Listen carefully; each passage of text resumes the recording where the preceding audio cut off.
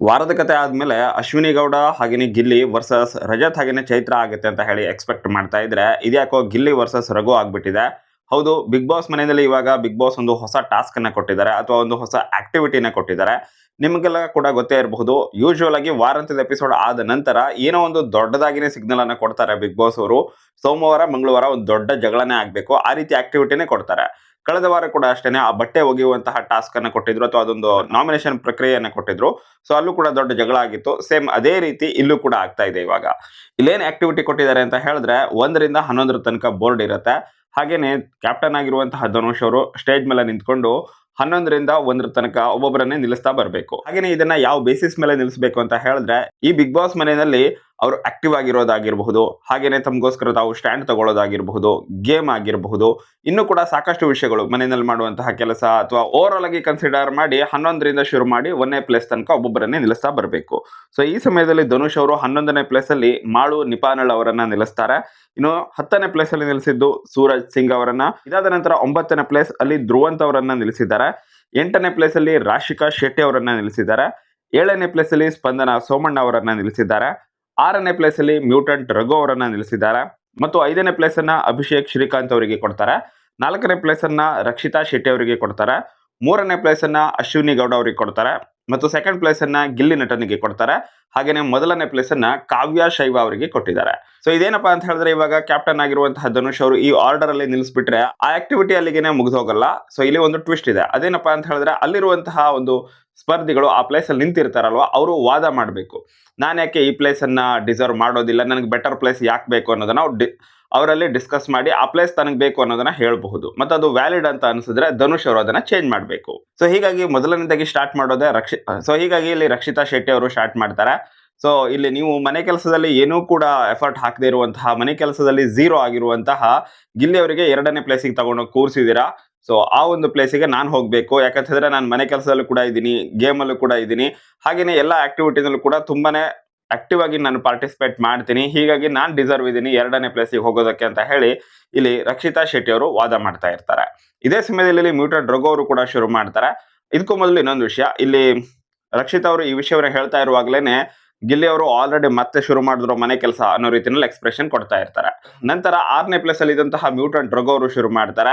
ಮನೆ ಕೆಲಸ ಅಂತ ಬಂದ್ರೆ Gilli zero, laziest fellow in the Bigg Boss house ಅಂತ ಕೂಡ ಇಲ್ಲಿ ರಘು ಅವ್ರು ಹೇಳ್ತಾರೆ. ಮನೆ ಕೆಲಸದಲ್ಲಿ ಎಲ್ಲೂ ಕೂಡ ಆತ ಕಾಣಿಸ್ಕೊಳ್ಳೋದೇ ಇಲ್ಲ, ಕೆಲಸನೇ ಮಾಡೋದಿಲ್ಲ ಅನ್ನೋದನ್ನು ಕೂಡ ಹೇಳ್ತಾರೆ. ಆವಾಗ ಇಲ್ಲಿ ಗಿಲ್ಲಿ ಅವರು ಟ್ರಿಗರ್ ಆಗಿ ಬರೀ ಮನೆ ಕೆಲಸ ಮನೆ ಕೆಲಸ ಮನೆ ಕೆಲಸ, ನಾವಿಲ್ಲೇನು ಮನೆ ಕೆಲಸ ಮಾಡೋದಕ್ಕೆ ಬಂದಿದೀವ ಅನ್ನುವಂತಹ ಮಾತು ಗಿಲ್ಲಿಯ ಬಾಯಿನಿಂದ ಬರುತ್ತೆ. ಸೊ ಇದಾದ ನಂತರ ಇಲ್ಲಿ ರಘು ಅವ್ರು ಹೇಳ್ತಾರೆ, ಮನೆ ಕೆಲಸ ಮಾಡೋದಕ್ಕೆ ಬರಲ್ಲ ಹಾಗೆ ಹೀಗೆ ಅಂತ ಹೇಳ್ತೀಯ, ಕೆಲಸ ಮಾಡೋದಕ್ಕೆ ಬರೋದಿಲ್ಲ, ಬಟ್ ಊಟದ ಟೈಮಿಗೆ ತಟ್ಟೆ ಇಟ್ಕೊಂಡು ಅಡುಗೆ ಕೋಣೆಯಲ್ಲಿ ಬಂದ್ಬಿಡ್ತೀಯ ಅನ್ನುವಂತಹ ಒಂದು ಮಾತನ್ನ ಹೇಳ್ತಾರೆ. ಸೊ ಈ ಸಮಯದಲ್ಲಿ ಏನಾಗುತ್ತೆ, ಇಲ್ಲಿ ಗಿಲ್ಲಿ ಅವರು ಟ್ರಿಗರ್ ಆಗ್ತಾರೆ. ಇಲ್ಲಿ ಊಟದ ವಿಷಯ ಬಂದೇ ಬರುತ್ತೆ. ಯಾಕಂತಂದ್ರೆ ಅಡುಗೆ ಕೋಣೆ ವಿಷಯ ಅಂತ ಇದ್ರೆ ಊಟದ ವಿಷಯ ಆಬ್ವಿಯಸ್ಲಿ ಬಂದೇ ಬರುತ್ತೆ. ಸೊ ಈ ವಿಷಯ ಬಂದಿದ್ರಿಂದ ಇಲ್ಲಿ ಗಿಲ್ಲಿ ಅವರು ಟ್ರಿಗರ್ ಆಗಿ ಮಾತಾಡೋದಕ್ಕೆ ಹೋಗ್ತಾರೆ. ಊಟದ ವಿಷಯ ಅಂತ ಹೆಂಗೆ ಹೇಳ್ತಾ ಇದೆಯಣ್ಣ, ನಾನು ಕೂಡ ಕೆಲಸ ಮಾಡ್ತೀನಿ, ನಾನು ಕೂಡ ಬಿಗ್ ಬಾಸ್ ಮನೆಯಲ್ಲಿ ಕೆಲಸ ಮಾಡಿದ್ದೀನಿ, ಕೆಲಸನೇ ಮಾಡಿಲ್ವಾ, ಕೆಲಸ ಮಾಡ್ತೀನಿ, ನನಗೆ ಎಷ್ಟಾಗುತ್ತೋ ಅಷ್ಟು ನಾನು ಕೆಲಸ ಮಾಡ್ತೀನಿ, ಹಾಗೆ ಊಟದ ಸಮಯಕ್ಕೆ ಊಟದ ವಿಷಯಕ್ಕೆಲ್ಲ ಯಾಕೆ ಮಾತಾಡ್ತಾ ಇದೆಯಾ ಅಂತ ಹೇಳಿ ಗಿಲ್ಲಿ ವಾದ ಮಾಡೋದಕ್ಕೆ ಹೋಗ್ತಾನೆ. ಆ ಸಮಯದಲ್ಲಿ ರಘು ಅವರು ನಾನು ಮಾತಾಡ್ತಾ ಇದ್ದೀನಿ ಬಿಡು ನನ್ನ ಅಂತ ಹೇಳಿ ಇಲ್ಲಿ ರಘು ಅವರು ಹೇಳಲಿಕ್ಕೆ ಹೋದ್ರು ಕೂಡ ಇಲ್ಲ, ನಾನು ಮಾತಾಡ್ತೀನಿ ಅಂತ ಹೇಳಿ ಗಿಲ್ಲಿ ಅವರು ತಮ್ಮ ಒಂದು ಮಾತನ್ನ ಮುಂದುವರಿಸ್ತಾನೆ ಇರ್ತಾರೆ. ಸೊ ಇಲ್ಲಿಂದ ದೊಡ್ಡ ಜಗಳ ಆಗಿದೆ ಇವರಿಬ್ಬರ ನಡುವೆ. ಹಾಗೆಯೇ ಮಧ್ಯೆ ತಪ್ಪಿಸಲು ರಕ್ಷಿತಾ ಶೆಟ್ಟಿ ಅವರು ಕೂಡ ಹೋಗಿದ್ರು. ಬಟ್ ಅದೇನಾಗಿದೆ ಅಂತ ಹೇಳಿದ್ರೆ, ರಘು ಅವರು ದೈತ್ಯ ಇದ್ದಾರೆ, ಹಾಗೇನೆ ಗಿಲ್ಲಿ ಅವರು ಸಣ್ಕಲಿದ್ದಾರೆ. ಸೊ ಹೀಗಾಗಿ ಒಂದ್ ಸ್ವಲ್ಪ ಟಚ್ ಮಾಡಿದ್ರು ಸಾಕು, ಅದು ಪುಷ್ ಮಾಡಿದ ರೀತಿನೇ ಆಗ್ತಾ ಇದೆ, ಬಟ್ ಟಚ್ ಮಾಡಿಲ್ಲ. ಮಧ್ಯದಲ್ಲಿ ರಕ್ಷಿತಾ ಅವರು ಬಂದು ಇಲ್ಲಿ ಗಿಲ್ಲಿ ಅವರನ್ನ ಹಿಂದೆ ತಳ್ತಾರೆ. ಸೊ ಹೀಗಾಗಿ ನಲ್ಲಿ ತಳ್ಳಿರೋ ರೀತಿನಲ್ಲಿದೆ, ರಘು ಅವರೇನೆ ಗಿಲ್ಲಿ ಅವರನ್ನ ತಳ್ಳಿದ್ದಾರೆ ಅನ್ನೋ ರೀತಿಯಲ್ಲಿ ಕಾಣಿಸ್ತಾ ಇದೆ. ಸೊ ಹೀಗಾಗಿನೇ ತುಂಬಾ ಜನ ಅಂದ್ಕೊಳ್ತಾ ಇರೋದು ರಘು ಅವರು ಗಿಲ್ಲಿಯನ್ನ ತಳ್ಳಿದ್ರ ಅಂತ ಹೇಳಿ, ಮ್ಯಾನ್ ಹ್ಯಾಂಡ್ಲಿಂಗ್ ಆಯ್ತಾ ಅಂತ ಹೇಳಿ. ಬಟ್ ಆಕ್ಚುಲ್ ಆಗಿ ಅಲ್ಲಿ ಮ್ಯಾನ್ ಹ್ಯಾಂಡ್ಲಿಂಗ್ ಆಗಿಲ್ಲ. ಮಧ್ಯೆ ರಕ್ಷಿತಾ ಅವರು ಪ್ರವೇಶ ಮಾಡಿ ಅದನ್ನ ಸ್ವಲ್ಪನಾದ್ರೂ ತಳ್ಳಿದ್ದಾರೆ, ಗಿಲ್ಲಿ ಅವರನ್ನೇ ಸ್ವಲ್ಪ ಹಿಂದ್ಗಡೆ ಎಳ್ಕೊಂಡ್ರು ಅಷ್ಟೇ. ಸೊ ಅದು ಪುಷ್ ಮಾಡಿದ ರೀತಿ ಕಾಣಿಸ್ತಾ ಇದೆ, ಬಟ್ ಪುಷ್ ಮಾಡಿಲ್ಲ. ಇನ್ನು ಈ ಜಗಳದ ವಿಷಯಕ್ಕೆ ಬರೋದಾದ್ರೆ, ಗಿಲ್ಲಿ ನಟ ಹಾಗೇನೆ ಮ್ಯೂಟೆಂಟ್ ರಘು ಇವರಿಬ್ಬರಿಗೂ ಕೂಡ ಶನಿವಾರದ ಎಪಿಸೋಡ್ ಇಂದಾನೆ ಸ್ವಲ್ಪ ಜಗಳ ಹೊತ್ಕೊಳ್ತಾನೆ ಇತ್ತು. ಯಾಕಂತಂದ್ರೆ ಆ ಬಟ್ಟೆ ವಿಚಾರದಿಂದಾನೇ ಶುರುವಾಗಿತ್ತು. ಅದು ಶುಕ್ರವಾರದ ಎಪಿಸೋಡ್ ಇಂದಾನೆ ಆಲ್ಮೋಸ್ಟ್ ಶುರುವಾಗಿದೆ. ಅವರು ಅತಿಥಿಗಳು ಬಂದವರು ಇಲ್ಲಿ ಗಿಲ್ಲಿ ಹತ್ರ ಬಟ್ಟೆಗಳಿದಾವೆ, ಗಿಲ್ಲಿಗೆ ಬಟ್ಟೆಗಳು ಬರ್ತಾ ಇದಾವೆ, ಬಟ್ ಆತ ಹಾಕ್ತಾ ಇಲ್ಲ ಅನ್ನುವಂತಹ ವಿಷಯವನ್ನ ಎಕ್ಸ್ಪೋಸ್ ಮಾಡ್ಲಿಕ್ಕೆ ಹೋಗ್ತಾರೆ. ಹಾಗೇನೆ ಅವರ ಡ್ರಾವರ್ ಅನ್ನ ಎಳೆದು ಅಲ್ಲಿರುವಂತಹ ಬಟ್ಟೆಗಳನ್ನೆಲ್ಲ ತೋರಿಸ್ತಾರೆ ಕೂಡ. ಆ ಸಮಯದಲ್ಲಿ ಇಲ್ಲಿ ರಘು ಕೂಡ ಹೇಳ್ತಾ ಇರ್ತಾನೆ, ಹೊಸ ಬಟ್ಟೆಗಳೆಲ್ಲ ಬಂದಿದೆಲ್ಲ ಹಾಕೊಳ್ಳಿ ಅಂತ ಹೇಳಿ. ಹಾಕೋ ಅಂತ ಹೇಳ್ತಾ ಇರ್ತಾನೆ ಇಲ್ಲಿ ಗಿಲ್ಲಿಗೆ. ಬಟ್ ಗಿಲ್ಲಿ ಮಾತ್ರ ಇಲ್ಲ, ನನಗೆ ಇದೇ ಕಂಫರ್ಟೇಬಲ್ ಅಂತ ಹೇಳಿ ಗಿಲ್ಲಿ ಹೇಳ್ತಾ ಇರ್ತಾನೆ. ಸೊ ಆ ಸಮಯದಲ್ಲಿ ಇಲ್ಲಿ ಮತ್ತೊಂದು ವಿಷಯ ಆಗುತ್ತೆ. ಇಷ್ಟೆಲ್ಲ ಬಟ್ಟೆ ಇಟ್ಕೊಂಡು ಏನ್ ಮಾಡ್ತೀಯಾ ಅನ್ನುವಂತಹ ಮಾತನ್ನ ರಘು ಅವರು ಹೇಳಿದಾಗ ಗಿಲ್ಲಿ ಸೆಕೆಂಡ್ ಹ್ಯಾಂಡ್ ಅಲ್ಲಿ ಮಾರ್ತೀನಿ ಚಿಕ್ಕಪೇಟೆನಲ್ಲಿ ಅಂತ ಹೇಳ್ತಾರೆ. ಮತ್ತೆ ನೀನೇ ಸೇಲ್ಸ್ ಮ್ಯಾನ್ ಅಂತ ಹೇಳ್ತಾರೆ. ಸೊ ಅದು ಇಲ್ಲಿ ರಘು ಅವ್ರಿಗೆ ಟ್ರಿಗರ್ ಆಗಿರುತ್ತೆ. ರೆಸ್ಪೆಕ್ಟ್ ಅನ್ನು ಸ್ವಲ್ಪ ಜಾಸ್ತಿ ಎಕ್ಸ್ಪೆಕ್ಟ್ ಮಾಡ್ತಾರೆ ಅಂತ ಕಾಣಿಸುತ್ತೆ.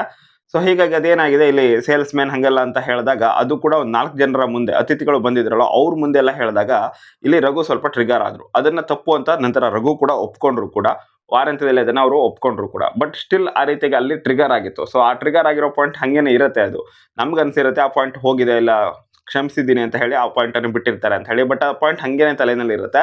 ಸೊ ಅದೇನೆ ರಬ್ಬ ಆಗ್ತಾ ಇವಾಗ ಮತ್ತಷ್ಟು ಎಕ್ಸ್ಪ್ಲೋರ್ಡ್ ಆಗಿದೆ ಅಷ್ಟೇನೆ. ಈ ರೀತಿಯಾಗಿ ಒಬ್ಬರನ್ನ ಒಂದೊಂದು ಆರ್ಡರ್ ಅಲ್ಲಿ ನಿಲ್ಲಿಸಬೇಕು ಅಂತ ಬಂದಾಗ ರಘು ಅವರಿಗೆ ಏನ್ ಅನ್ಸಿರಬಹುದು ಅಂತ ಹೇಳಿದ್ರೆ, ನಾನು ಮನೆ ಕೆಲಸನೆಲ್ಲ ಮಾಡ್ತೀನಿ, ಸ್ಟಿಲ್ ಇಲ್ಲಿ 2ನೇ ಪ್ಲೇಸ್ ಅಲ್ಲಿ ಗಿಲ್ಲಿ ಹೋಗಿ ನಿಂತಿದ್ದಾನಲ್ಲ, ಸೊ ಮನೆ ಕೆಲಸ ಮಾಡೋದಕ್ಕೆ ಏನು ಬೆಲೆನೇ ಇಲ್ವಾ, ಏನು ಕೆಲಸ ಮಾಡ್ದೇನೆ 2ನೇ ಪ್ಲೇಸ್ ಅಲ್ಲಿ ಹೋಗಿ ಕೂತಿದ್ದಾರೆ ಅಂತ ಹೇಳಿ ರಘು ಯೋಚನೆ. ಬಟ್ ಆಕ್ಚುಲ್ ಆಗಿರೋ ವಿಷಯ ಏನಪ್ಪಾ ಅಂತ ಹೇಳಿದ್ರೆ, ಬಿಗ್ ಬಾಸ್ ಅನ್ನೋದು ವ್ಯಕ್ತಿತ್ವದ ಶೋ. ಸೊ ಅವ್ರು ಹೆಂಗ್ ವ್ಯಕ್ತಿತ್ವ ಇರುತ್ತೋ ಸೊ ಅದನ್ನ ಮೇಂಟೈನ್ ಮಾಡಬೇಕು, ಸ್ಟ್ಯಾಂಡ್ ತಗೊಳ್ಬೇಕು, ಮೇನ್ ಆಗಿ ಗೇಮ್ಗಳಲ್ಲಿ ಆಕ್ಟಿವ್ ಆಗಿ ಪಾರ್ಟಿಸಿಪೇಟ್ ಮಾಡಬೇಕು. ತನ್ನ ವಿಷಯ ಬಂದಾಗ ಏನು ಸರಿ ಇದೆಯೋ ಅದ್ರ ಬಗ್ಗೆ ಮಾತಾಡಬೇಕು, ತಪ್ಪಿದ್ರ ಬಗ್ಗೆ ಅದನ್ನ ತಪ್ಪನ್ನ ಒಪ್ಕೊಳ್ಬೇಕು. ಹಾಗೇನೆ ಮೇನ್ ಆಗಿ ಸ್ಟ್ಯಾಂಡ್ ತಗೊಳ್ಳೋ ವಿಷಯನೇ ಬರುತ್ತೆ. ತಾವು ಸರಿಯಾದಾಗ ಅದಕ್ಕೆ ಸ್ಟ್ಯಾಂಡ್ ತಗೊಳ್ಬೇಕು, ಏನಾದ್ರು ತಪ್ಕೊಂಡಾಗ ಅದ್ರ ಬಗ್ಗೆ ಮಾತಾಡಬೇಕು. ಸೊ ಇಂತಹ ವಿಷಯ. ಸೊ ಇಲ್ಲಿ ನೀವು ರಘು ಅವರನ್ನು ಅಬ್ಸರ್ವ್ ಮಾಡಿದ್ರೆ ಅಡುಗೆ ಕೊಂಡಲಲ್ಲಿ ಜಾಸ್ತಿ ಕಾಣಿಸ್ಕೊಳ್ತಾರೆ. ಅದನ್ನೇ ಬಿಟ್ಟು ಮತ್ತೆ ಅಲ್ಲಿ ಕಾಣಿಸ್ಕೊಳ್ಳೋದು ಗಿಲ್ಲಿ ಜೊತೆ. ಅದನ್ನೇ ಬಿಟ್ಟು ಬೇರೆ ಯಾರ ಜೊತೆನಾದ್ರೂ ಆಕ್ಟಿವ್ ಆಗಿ ಇರೋದನ್ನ ನೀವು ಏನಾದ್ರು ನೋಡಿದೀರಾ? ನಾನಂತೂ ನೋಡಿಲ್ಲ. ಸೊ ಹೀಗಾಗಿ ರಘು ಅವರಿಗೆ 6ನೇ ಪ್ಲೇಸ್ ಪಕ್ಕಾ ಇದೆ, 6ನೇ ಪ್ಲೇಸ್ ಡಿಸರ್ವ್ ಇದ್ದಾರೆ. ಗಿಲ್ಲಿ ಅವರಿಗೂ ಕೂಡ ಅಷ್ಟೇ 2ನೇ ಪ್ಲೇಸ್ ಡಿಸರ್ವ್ ಇದೆ, 1ನೇ ಪ್ಲೇಸ್ ಕೂಡ ಡಿಸರ್ವ್ ಇದೆ. ಬಟ್ ಸದ್ಯಕ್ಕೆ ಯಾಕಿಲ್ಲ ಅಂತ ಹೇಳಿದ್ರೆ, ಅವರು ಓವರ್ ಆಲ್ ಆಗಿ ಎಲ್ಲ ವಿಷಯಗಳಲ್ಲಿ ಸದ್ಯಕ್ಕೆ ಕೆಲವೊಂದಿಷ್ಟು ತಪ್ಪುಗಳನ್ನ ಮಾಡ್ಕೊಂಡಿದ್ದಾರೆ. ಸೊ ಅದನ್ನ ಸರಿ ಮಾಡ್ಕೊಳ್ಳೋದಕ್ಕೆ ಅವಕಾಶ ಇದೆ. ಸರಿ ಮಾಡ್ಕೊಂಡಾಗ 1ನೇ ಪ್ಲೇಸ್ ಸಿಗಬಹುದು. ಬಟ್ ಅಟ್ ಪ್ರೆಸೆಂಟ್ ಅಲ್ಲಿ 2ನೇ ಪ್ಲೇಸ್ ಪರ್ಫೆಕ್ಟ್ ಆಗಿದೆ ಅಂತ ನನಗೆ ಅನ್ನಿಸ್ತು. ಬಟ್ 1ನೇ ಪ್ಲೇಸ್ ಅಲ್ಲಿ ಕಾವ್ಯ ಶೈವ ಅವರನ್ನ ಇಟ್ಟಿದ್ದಾರೆ. ಇದು ನಾನು ಒಪ್ಪೋದಿಲ್ಲ. ಇದು ನನ್ನ ಪ್ರಕಾರ ತಪ್ಪು ಅಂತ ನನ್ನ ಅನಿಸಿಕೆ. 1ನೇ ಪ್ಲೇಸ್ ಅಲ್ಲಿ ಅಟ್ ಪ್ರೆಸೆಂಟ್ ಅಲ್ಲಿ ಯಾರೂ ಇಲ್ಲ. ಅಷ್ಟೊಂದು ಪರ್ಫೆಕ್ಟ್ ಆಗಿರೋರು ಬಿಗ್ ಬಾಸ್ ಮನೆಯಲ್ಲಿ ಅಟ್ ಪ್ರೆಸೆಂಟ್ ಅಲ್ಲಂತೂ ಯಾರು ಇಲ್ವೇ ಇಲ್ಲ. ಬೇರೆ ಆರ್ಡರ್ನೆಲ್ಲ ಬಿಟ್ಟು ಮೇನ್ ಗಿಲ್ಲಿ, ರಕ್ಷಿತಾ ಹಾಗೇನೆ ಇಲ್ಲಿ ರಘು ಅವರ ಒಂದು ಪ್ಲೇಸ್ಗಳನ್ನ ನೋಡ್ತಾ ಹೋಗೋದಾದ್ರೆ, ಇವರಿಗೆ ಧನುಷ್ ಅವರು ಕೊಟ್ಟಿರುವಂತಹ ಪ್ಲೇಸ್ಗಳು ಆಲ್ಮೋಸ್ಟ್ ಸರಿಯಾಗಿದೆ ಅಂತ ಅನಿಸ್ತಾ ಇದೆ.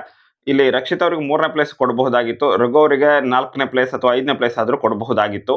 ಬಟ್ ಸ್ಟಿಲ್ ಇಲ್ಲಿ ರಘು ಅವರಿಗಿಂತ ರಕ್ಷಿತ್ ಅವ್ರ ಮುಂದೆ ಇದ್ದಾರೆ ಅನ್ನೋದು 100% ಸರಿಯಾಗಿದೆ. ರಕ್ಷಿತ್ ಅವ್ರಿಗಿಂತ ಗಿಲ್ಲಿ ಅವ್ರ ಮುಂದೆ ಇದ್ದಾರೆ ಅನ್ನೋದು ಕೂಡ 100% ಸರಿಯಾಗಿನೇ ಇದೆ.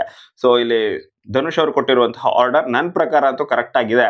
ಇವರ ವಿಷಯದಲ್ಲಿ, ಈ ಮೂವರ ವಿಷಯದಲ್ಲಿ, ಬೇರೆಯವ್ರ ವಿಷಯದ ಬಗ್ಗೆ ನಾನು ಮಾತಾಡ್ತಿಲ್ಲ, ಈ ಮೂವರ ವಿಷಯದಲ್ಲಂತೂ ಸರಿಯಾಗಿದೆ. ಬಟ್ ಇಲ್ಲಿ ರಘು ಅವರ ಯೋಚನೆ ಏನಪ್ಪಾ ಅಂತಂದ್ರೆ, ಸೇಮ್ ಒಂದೇ ಅಡುಗೆ ಕೆಲಸ ಮಾಡಬೇಕು ಅಥವಾ ಮನೆ ಕೆಲಸದಲ್ಲಿ ಅವ್ನು ಕಾಣಿಸ್ಕೊಳ್ಳೋದಿಲ್ಲ, ಲೇಸಿಯೆಸ್ಟ್ ಫೆಲೋ ಅಂತ ಹೇಳ್ತಾರೆ. ಬಟ್ ಲೇಸಿ ಆಗಿರೋ ಅವರೇನೆ ಸಖತ್ ಸ್ಮಾರ್ಟ್ ಕೂಡ ಇರ್ತಾರೆ, ಸಖತ್ ಸ್ಮಾರ್ಟ್ ಆಗಿ ಥಿಂಕ್ ಮಾಡ್ತಾರೆ ಅವರು. ಸೊ ಅದನ್ನೇ ಇಲ್ಲಿ ಗಿಲ್ಲಿ ಮಾಡ್ತಾ ಇರೋದು. ಅವನು ಮೈಂಡ್ ಗೇಮ್ ಮಾಡ್ತಾ ಇದ್ದಾನೆ, ಜೊತೆಗೆ ಟಾಸ್ಕ್ ಅಂತ ಬಂದ್ರೆ ಚೆನ್ನಾಗೇನೆ ಆಡ್ತಾ ಇದ್ದಾನೆ. ಮೊದಲು ಅಷ್ಟೊಂದು ಕ್ಲಿಕ್ ಆಗ್ತಾ ಇರಲಿಲ್ಲ, ಬಟ್ ಇತ್ತೀಚೆಗೆ ಟಾಸ್ಕ್ಗಳನ್ನು ತುಂಬಾನೇ ಚೆನ್ನಾಗೇನೆ ಆಡ್ತಾ ಇದ್ದಾನೆ. ಜೊತೆಗೆ ಸ್ಟ್ಯಾಂಡ್ ತಗೊಳ್ಳೋ ವಿಷಯದಲ್ಲಂತೂ ಸಖತ್ ಹೈಲೈಟ್ ಆಗೇ ಆಗ್ತಾನೆ. ಸೊ ಹೀಗಾಗಿ ಎಲ್ಲ ವಿಷಯಗಳಿಂದ ರಘು ಅವ್ರಿಗೆ ಕಂಪೇರ್ ಮಾಡಿದ್ರೆ Gilli much much much much much better ಇದ್ದಾನೆ. ಸೊ ಇದಂತೂ ಒಪ್ಕೊಳ್ಳೇಬೇಕು. ಇದು ರಘು ಅವ್ರಿಗೂ ಕೂಡ ಗೊತ್ತು. ಬಟ್ ಇದೊಂದು ಆಕ್ಟಿವಿಟಿ. ಸೊ ಹೀಗಾಗಿ ಅಲ್ಲಿ ಡಿಸ್ಕಷನ್ ಆಗಲೇಬೇಕು. ಡಿಸ್ಕಷನ್ ಆಗಿದೆ, ಜಗಳ ಆಗಲೇಬೇಕು, ಜಗಳ ಕೂಡ ಆಗಿದೆ ಅಷ್ಟೇನೆ. ಸೊ ಇವರಿಬ್ರು ಒಂದು ರೀತಿ ಟಾಮ್ ಅಂಡ್ ಜೆರಿ ರೀತಿನಲ್ಲೇ ಇದ್ದಾರೆ. ಬಟ್ ಜಗಳಗಳಂತೂ ಜಾಸ್ತಿನೇ ಆಗ್ತಾ ಇದೆ ಇವರಿಬ್ಬರ ನಡುವೆ ಇತ್ತೀಚೆಗೆ. ಬಟ್ ಸರಿ ಕೂಡ ಆಗ್ತಾರೆ ಅಂತ ನನ್ನ ಅನಿಸಿಕೆ. ಅದು ಒಂದು ರೀತಿ ಹೆಂಗಾಗುತ್ತೆ ಅಂತಂದ್ರೆ, ರಘು ಅವರಿಗೆ ಗಿಲ್ಲಿ ಅವ್ರು ಮಾಡೋದು ಕೆಲವೊಂದ್ಸಲ ಸಖತ್ ಇರಿಟೇಷನ್ ಕೂಡ ಆಗುತ್ತೆ, ಹಾಗೇನೆ ಕೆಲವೊಂದ್ಸಲ ಸಖತ್ ಇಷ್ಟ ಕೂಡ ಆಗುತ್ತೆ. ಯಾವಾಗಲೇ ನೋಡಿ ಅವರಿಬ್ರು ಒಂದು ರೀತಿ ಒಳ್ಳೆಯ ಬಾಂಡಿಂಗ್ ಅನ್ನ ಶೇರ್ ಮಾಡ್ಕೊಳ್ತಾ ಇದ್ದಾರೆ, ಒಳ್ಳೆ ಫ್ರೆಂಡ್ಸ್ ಆಗಿದ್ದಾರೆ. ಹಾಗೇನೆ ಫ್ರೆಂಡ್ಸ್ ನಡುವೆ ಜಗಳ ಆಗೋದು ಸಾಮಾನ್ಯ ಅಂತಾನೆ ಅನ್ಸುತ್ತೆ ನನಗಂತೂ. ಬಟ್ ಇನ್ನೊಂದು ನೆಗಲಲ್ಲಿ ನೋಡೋದಾದ್ರೆ, ರಘು ಅವರು ಆಲ್ಮೋಸ್ಟ್ ಆಗಿ ಯಾವುದೇ ವಿಚಾರಕ್ಕಾಗ್ಲಿ ಸುಮ್ಮನೆ ಜಗಳ ಮಾಡೋದಕ್ಕಂತೂ ಹೋಗೋದಿಲ್ಲ. ಸೊ ಹೀಗಾಗಿ ಇಲ್ಲಿ ಧನುಷ್ ಅವರ ನಿರ್ಧಾರವನ್ನ ಪ್ರಶ್ನೆ ಮಾಡಿ ಅವ್ರು ಮಾತಾಡ್ತಾ ಇರೋದು, ಗಿಲ್ಲಿ ಅವರನ್ನ ಡೈರೆಕ್ಟ್ ಆಗಿ ಟಾರ್ಗೆಟ್ ಮಾಡಿ ಮಾತಾಡ್ತಾ ಇರೋದಲ್ಲ. ಅಂದ್ರೆ ಗಿಲ್ಲಿ ಅವ್ರ ಜೊತೆ ಜಗಳ ಮಾಡ್ಕೊಳ್ತಾ ಇರ್ಲಿಲ್ಲ ಅವರು. ರಘು ಅವ್ರು ಹೇಳ್ತಾ ಇದ್ದಿದ್ದು ಧನುಷ್ ಅವರಿಗೆ, ನಾವು ಕೂಡ ಮನೆ ಕೆಲಸ ಮಾಡ್ತೀವಿ, ನಾವು ಎಲ್ಲದರಲ್ಲೂ ಕೂಡ ಆಕ್ಟಿವ್ ಆಗಿದ್ದೀವಿ, ನಮಗೆ ಈ ಪ್ಲೇಸ್ ಅನ್ನ ಕೊಟ್ಟು ಮನೆ ಕೆಲಸದಲ್ಲಿ ಆಕ್ಟಿವ್ ಆಗಿ ಇಲ್ಲದೆ ಇರುವಂತಹ ಗಿಲ್ಲಿ ಆಗಿರಬಹುದು, 3ನೇ ಪ್ಲೇಸ್ ಅಲ್ಲಿ ಇರೋ ಅಶ್ವಿನಿ ಆಗಿರಬಹುದು, ಅವರಿಗೆಲ್ಲ 2 ಮತ್ತು 3ನೇ ಪ್ಲೇಸ್ ಅನ್ನ ಕೊಟ್ಟಿದ್ದೀರಾ. ಹಾಗಾದ್ರೆ ಮನೆ ಕೆಲಸ ಮಾಡೋರಿಗೆಲ್ಲ ಕೊನೆ ಪ್ಲೇಸ್ ಅನ್ನ ಕೊಟ್ಟಿದ್ದೀರಾ. ಮನೆ ಕೆಲಸನೂ ಕೂಡ ಬಿಗ್ ಬಾಸ್ ಮನೆಯ ಒಂದು ಬಿಗ್ ಬಾಸ್ ಮನೆಯಲ್ಲಿ ಒಂದು ಪಾರ್ಟ್ ಅಲ್ವಾ. ಸೊ ಅದರಲ್ಲಿ ನಾವು ಸಖತ್ತಾಗಿ ಆಕ್ಟಿವ್ ಆಗಿರ್ತೀವಿ, ಜಾಸ್ತಿ ಅಲ್ಲೇನೆ ಕಾಣಿಸ್ಕೊಳ್ತೀವಿ, ಸ್ಟಿಲ್ ನಮ್ಗೆ ಯಾಕೆ ಬೆಲೆ ಇಲ್ಲ ಅನ್ನೋ ರೀತಿನಲ್ಲಿ ಇಲ್ಲಿ ರಘು ಅವರು ಧನುಷ್ ಅವರನ್ನ ಪ್ರಶ್ನೆ ಮಾಡ್ತಾ ಇರ್ತಾರೆ. ಬಟ್ ಆ ಸಮಯದಲ್ಲಿ ಏನಾಗುತ್ತೆ, ಅವರು ಮನೆ ಕೆಲಸದಲ್ಲಿ ಗಿಲ್ಲಿ ಏನು ಇಲ್ಲ ಅಂತ ಹೇಳಿದಾಗ ಗಿಲ್ಲಿಯಲ್ಲಿ ಟ್ರಿಗರ್ ಆಗ್ತಾನೆ. ಬರೀ ಮನೆ ಕೆಲಸನಿಯಾ ಅನ್ನುವಂತಹ ಒಂದು ಮಾತು ಗಿಲ್ಲಿಯಿಂದ ಬರುತ್ತೆ. ಸೊ ಅಲ್ಲಿಂದ ಸ್ಟಾರ್ಟ್ ಆಗಿರುತ್ತೆ ಈ ಒಂದು ಜಗಳ. ಬಟ್ ಎಪಿಸೋಡ್ ಅನ್ನ ನೋಡಿನೇ ಕನ್ಫರ್ಮ್ ಮಾಡ್ಕೊಳ್ಬೇಕು. ಯಾಕೆ ಅಂತ ಹೇಳಿದ್ರೆ, ಪ್ರೋಮೋನೇ ಒಂದು ರೀತಿಯಾಗಿರುತ್ತೆ. ಪ್ರೋಮೋದಲ್ಲಿ ಆ ಕಡೆ ಜಗಳನ್ನ ತೋರಿಸಿರ್ತಾರೆ, ಈ ಕಡೆ ಜಗಳನ್ನ ತೋರಿಸಿರ್ತಾರೆ. ಹಾಗೇನೆ ಫಸ್ಟ್ ಯಾರು ಮಾತಾಡಿರ್ತಾರೆ ಅನ್ನೋದನ್ನ ಕೊನೆಗೆ ತೋರಿಸಿರ್ತಾರೆ, ಕೊನೆಗೆ ಯಾರು ಮಾತಾಡ್ತಾರೆ ಅನ್ನೋದನ್ನ ಕೆಲವೊಂದ್ಸಲ ಮೊದಲು ಕೂಡ ತೋರಿಸಿರ್ತಾರೆ. ಸೊ ಹೀಗಾಗಿ ಕನ್ಫ್ಯೂಸ್ ಆಗೋದಂತೂ ಪಕ್ಕ. ಬಟ್ ಎಪಿಸೋಡ್ ನೋಡಿದಾಗ ಕ್ಲಿಯರ್ ಆಗತ್ತೆ. ಬಟ್ ನಾವು ಒಂದು ಅವರ ವ್ಯಕ್ತಿತ್ವವನ್ನು ನೋಡಿದಾಗ ಕ್ಲಿಯರ್ ಆಗಿ ನಮ್ಗೆ ಅರ್ಥ ಆಗೋದೇನಪ್ಪ ಅಂತಂದ್ರೆ, ರಘು ಅವರು ಸುಮ್ನೆ ಅಂತೂ ಜಗಳ ಮಾಡೋದಿಲ್ಲ. ಸೊ ಹೀಗಾಗಿ ರಘು ಅವರು ಧನುಷ್ ಅವ್ರ ಜೊತೆ ಮಾತಾಡ್ತಾ ಇರ್ತಾರೆ. ಹಾಗೇನೆ ಗಿಲ್ಲಿ ಅವರು ಕೂಡ ಸುಮ್ನೆ ಮಾತಾಡೋದಿಲ್ಲ. ಈ ಹಿಂದೆ ಮಾತಾಡ್ತಾ ಇದ್ರು, ಬಟ್ ಇವಾಗ ಏನಾಗಿದೆ ಅಂತ ಹೇಳಿದ್ರೆ ಅವರಿಗೆ ಸ್ವಲ್ಪ ಅರ್ಥ ಆಗಿದೆ. ಸೊ ಹೀಗಾಗಿ ಇಲ್ಲಿ ಗಿಲ್ಲಿ ಅವರ ವಿಷಯ ಬರುತ್ತೆ. ಧನುಷ್ ಅವ್ರ ಜೊತೆ ಮಾತಾಡುವಂತಹ ಸಮಯದಲ್ಲಿ ಗಿಲ್ಲಿಯ ವಿಷಯ ಪ್ರಸ್ತಾಪ ಆಗುತ್ತೆ. ಗಿಲ್ಲಿ ಲೇಸಿಯೆಸ್ಟ್ ಫೆಲೋ ಈ ಬಿಗ್ ಬಾಸ್ ಮನೆಯಲ್ಲಿ. ಸೊ ಏನೂ ಕೂಡ ಕೆಲಸ ಮಾಡೋದಿಲ್ಲ, ಅಂಥವನಿಗೆ 2ನೇ ಪ್ಲೇಸ್ ಕೊಟ್ಟಿದ್ದೀರಾ ಅಂತ ಬಂದಾಗ ಅಲ್ಲಿ ಗಿಲ್ಲಿಯ ವಿಷಯ ಬಂತು. ಸೊ ಹೀಗಾಗಿ ಇಲ್ಲಿ ಗಿಲ್ಲಿ ಕೂಡ ಮಾತಾಡ್ತಾರೆ. ಸೊ ಈ ರೀತಿಯಾಗಿ ಆಗಿರುತ್ತೆ. ಬಟ್ ಇಲ್ಲಿ ಏನಪ್ಪಾ ಅಂತ ಹೇಳಿದ್ರೆ, ಗಿಲ್ಲಿ ರಘು ಅವರು ಮಾತಾಡೋ ತನಕ ಸ್ವಲ್ಪ ಹೊತ್ತು ವೇಟ್ ಮಾಡಿ, ಅಲ್ಲಿ ರಘು ಅವರ ಮಾತು ಮುಕ್ತಾಯವಾದ್ಮೇಲೆ ಗಿಲ್ಲಿ ತನ್ನ ಪಾಯಿಂಟ್ ಅನ್ನ ರೈಸ್ ಮಾಡಿದ್ರೆ ಇನ್ನೂ ಕೂಡ ಮಚ್ ವ್ಯಾಲಿಡ್ ಆಗಿರ್ತಾ ಇತ್ತು. ಇಲ್ಲಾಂದ್ರೆ ಅದು ಹೆಂಗಾಗುತ್ತೆ ಅಂತ ಹೇಳಿದ್ರೆ, ತಮ್ಮ ತಪ್ಪಿದ್ದಾಗ ನಾವು ಅದನ್ನ ಮುಚ್ಚಾಕೋದಕ್ಕೆ ಜಾಸ್ತಿ ಮಾತಾಡ್ತೀವಿ ಅಂತ ತುಂಬಾ ಜನ ಅಂದ್ಕೊಳ್ತಾರೆ. ಅದೇ ರೀತಿಯಾಗಿ ಗಿಲ್ಲಿ ವಿಷಯದಲ್ಲೂ ಕೂಡ ಆಗ್ತಾ ಇರೋದು. ಸೊ ನಾನು ಅಬ್ಸರ್ವ್ ಮಾಡಿದ ಮಟ್ಟಿಗೆ ಗಿಲ್ಲಿಯಲ್ಲಿ ಅದೊಂದು ನೆಗೆಟಿವ್ ಇರೋದನ್ನ ನಾನು ಅಬ್ಸರ್ವ್ ಮಾಡಿದ್ದೀನಿ. ಬೇರೆಯವ್ರು ಮಾತಾಡ್ತಾ ಇರ್ತಾರೆ, ಅವ್ರ ಮಾತು ಕಂಪ್ಲೀಟ್ ಆದ ನಂತರ ನಾವು ಮಾತಾಡಿದ್ರೆ ಅದಕ್ಕೊಂದು ಎಕ್ಸ್ಟ್ರಾ ತೂಕ ಇರುತ್ತೆ. ಬಟ್ ಇಲ್ಲಿ ಹೆಂಗಾಗ್ತದೆ, ಅವರು ಯಾರೊಬ್ರು ಮಾತಾಡ್ತಾ ಇರ್ತಾರೆ, ಆ ಮಧ್ಯದಲ್ಲೇನೆ ಗಿಲ್ಲಿ ಮಾತಾಡೋದ್ರಿಂದ ಗಿಲ್ಲಿ ಪಾಯಿಂಟ್ ಸರಿನೇ ಇರುತ್ತೆ, ಗಿಲ್ಲಿ ಹೇಳಿಕ್ ಹೊರಟಿರೋದು ಕೂಡ ಸರಿನೇ ಇರುತ್ತೆ. ಬಟ್ ಅವ್ರು ಮಾತಾಡೋ ಸಮಯದಲ್ಲೇನೆ ಇವ್ರು ಮಾತಾಡೋದ್ರಿಂದ ಏನಾಗುತ್ತೆ, ಅದು ಓವರ್ಲ್ಯಾಪ್ ಆಗಿ ಇವ್ರು ಬೇಕಂತಾನೆ ತಮ್ಮ ಮಾತನ್ನ ಡಾಮಿನೇಟ್ ಮಾಡೋದಕ್ಕೆ ಬರ್ತಾ ಇದ್ದಾರೆ ಅಂತಾನೆ ಆ ರೀತಿಯಾಗಿ ಕಾಣಿಸುತ್ತೆ. ಸೊ ಹೀಗಾಗಿ ಇಲ್ಲಿ ಗಿಲ್ಲಿಯ ತಪ್ಪೇನೆ ಎದ್ದು ಕಾಣಿಸುತ್ತೆ ನೋಡುವವರಿಗೆ. ಬಟ್ ಆಕ್ಚುಲ್ ಆಗಿ ಗಿಲ್ಲಿ ಪಾಯಿಂಟ್ ಸರಿ ಇದ್ರೂ ಕೂಡ ಆತ ಮಾಡ್ಕೊಳ್ಳುವಂತಹ ಈ ಒಂದು ಎಡವಟ್ಟಿನಿಂದಾಗಿ ಆತನ ಮೇಲೆನೆ ಆರೋಪ ಬರೋ ರೀತಿ ಆಗುತ್ತೆ. ಸೊ ಅದೇ ರೀತಿಯಾಗಿ ಇವತ್ತಿನ ಎಪಿಸೋಡ್ ಅಲ್ಲಿ ಕೂಡ ಆಗಿದೆ ಅನ್ನೋದು ನನ್ನ ಅನಿಸಿಕೆ. ಹಾಗೆಯೇ ಧನುಷ್ ಅವರು ಕೊಟ್ಟಿರುವಂತಹ ಈ ಒಂದು ಆರ್ಡರ್ಗಳೇನಿದಾವೆ, ಸೊ ಅದನ್ನ ಬಿಗ್ ಬಾಸ್ ಏನಾದರೂ ಓವರ್ ಆಲ್ ಆಗಿ ಎಲ್ಲಾ ವಿಷಯವನ್ನ ಕನ್ಸಿಡರ್ ಮಾಡಿ ಕೊಡಬೇಕು ಅಂತ ಹೇಳಿದಿದ್ರೆ, ಅಂದ್ರೆ ಮನೆ ಕೆಲಸ ಆಗಿರಬಹುದು, ಸ್ಟ್ಯಾಂಡ್ ಔಟ್ ಆಗೋದಾಗಿರಬಹುದು, ತನಗೋಸ್ಕರ ತಾನು ಸ್ಟ್ಯಾಂಡ್ ತಗೊಳ್ಳೋದು, ಗೇಮ್ ಆಡೋದು, ಎಲ್ಲಾ ವಿಷಯವನ್ನ ಕನ್ಸಿಡರ್ ಮಾಡಿ ಕೊಡಬೇಕು ಅನ್ನೋದಾಗಿದ್ರೆ, ಈ ಆರ್ಡರ್ ಏನಿದೆ ಕೊಟ್ಟಿರುವಂತಹ ಆರ್ಡರ್ ನನ್ನ ಪ್ರಕಾರ ಅಷ್ಟೊಂದು ಸರಿ ಇಲ್ಲ. ಕೆಲವೊಂದಿಷ್ಟು ಸರಿ ಇದಾವೆ, ಬಟ್ ಅಷ್ಟೊಂದು ಸರಿ ಇಲ್ಲ ಅಂತ ನನ್ನ ಅನಿಸಿಕೆ. ನಿಮ್ಮ ಪ್ರಕಾರ ಗಿಲ್ಲಿ ಅವರಿಗೆ 2ನೇ ಪ್ಲೇಸ್ ಕೊಟ್ಟಿದ್ದು ಸರಿನಾ? ರಕ್ಷಿತ್ ಅವರಿಗೆ 4ನೇ ಪ್ಲೇಸ್ ಕೊಟ್ಟಿದ್ದು ಓಕೆನಾ? ಕಾವ್ಯ ಅವರಿಗೆ 1ನೇ ಪ್ಲೇಸ್ ಸಿಕ್ಕಿರೋದು ಸರಿನಾ? ಅಶ್ವಿನಿ ಅವರಿಗೆ 3ನೇ ಪ್ಲೇಸ್ ಸಿಕ್ಕಿರೋದು ಸರಿನಾ? ಮತ್ತು ಮ್ಯೂಟೆಂಟ್ ರಘು ಅವರಿಗೆ 6ನೇ ಪ್ಲೇಸ್ ಕೊಟ್ಟಿದ್ದಾರೆ, ಅದು ಕೂಡ ಸರಿ ಅಂತ ನಿಮ್ಗನ್ಸುತ್ತಾ? ನನ್ಗೆ ಶಾಕ್ ಆಗಿದ್ದು ಅಭಿಷೇಕ್ ಅವರಿಗೆ 5ನೇ ಪ್ಲೇಸ್. ಫ್ರೆಂಡ್ ಅಂತ ಕೊಟ್ಟಿರ್ಬೋದು ಅಷ್ಟೇ ಧನುಷ್ ಅವರು. ಅಭಿಷೇಕ್ ಅವರು 5ನೇ ಪ್ಲೇಸಿಗೆ ವರ್ತೇ ಇಲ್ಲ.